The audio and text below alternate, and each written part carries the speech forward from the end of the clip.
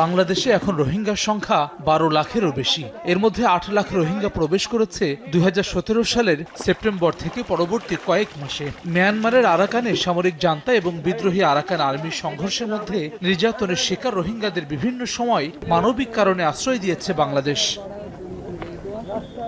শুরু থেকেই কথা ছিল প্রত্যাবাসনের, কিন্তু সময় গড়ালেও তার কোনো সুরাহা হয়নি। উল্টো রোহিঙ্গাদের নিত্যদিনের ভরণ পোষণে আন্তর্জাতিক বিভিন্ন সংস্থার সহায়তা কমছে। প্রত্যাবাসন প্রক্রিয়া এগিয়ে নিতে বিভিন্ন সংস্থার উদ্যোগী কোনো কর্মকাণ্ডও নেই। এরই মধ্যে রোহিঙ্গা সংকট এবং তা উত্তরণে জাতিসংঘ মহাসচিব আন্তোনিও গুতেরেস আসছেন ঢাকায়। প্রধান উপদেষ্টা ডক্টর মোহাম্মদ ইউনূসের সঙ্গে যাবেন কক্সবাজারের উখিয়ায়। লাখো রোহিঙ্গাকে সঙ্গে নিয়ে ইফতার করবেন প্রধান উপদেষ্টা এবং জাতিসংঘ মহাসচিব।